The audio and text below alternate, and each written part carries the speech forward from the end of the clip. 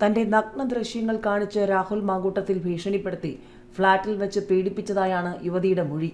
മാങ്കൂട്ടത്തിനെതിരെ യുവതിയുടെ 20 പേജുള്ള മൊഴിയിൽ കൂടുതൽ വെളിപ്പെടുത്തലുകൾ. തന്റെ നഗ്ന ദൃശ്യങ്ങൾ കാണിച്ച് രാഹുൽ ഭീഷണിപ്പെടുത്തിയെന്നാണ് യുവതിയുടെ മൊഴി.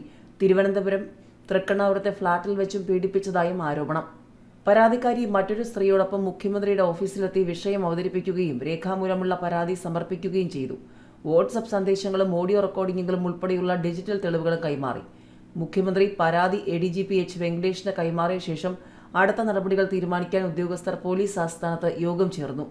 രാഹുൽ മാങ്കൂട്ടത്തിനെതിരെ ഓഗസ്റ്റിൽ ആദ്യമായി ആരോപണങ്ങൾ ഉയർന്നു വന്നിരുന്നെങ്കിലും പരാതിക്കാരി ഇതുവരെ നേരിട്ട് ഹാജരായിരുന്നില്ല. എന്നിരുന്നാലും സംസ്ഥാന പോലീസ് മേധാവിക്ക് സമർപ്പിച്ച അപേക്ഷകളുടെ അടിസ്ഥാനത്തിൽ ക്രൈംബ്രാഞ്ച് അന്വേഷണം ആരംഭിച്ചിരുന്നു.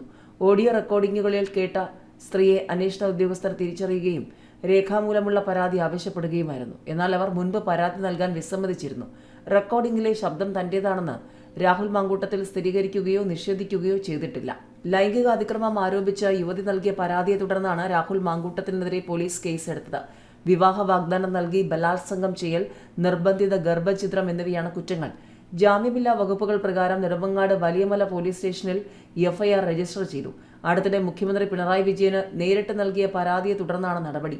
റൂറൽ SP KS സുദർശന്റെ നേതൃത്വത്തിലുള്ള സംഘം യുവതിയുടെ മൊഴി രേഖപ്പെടുത്തി.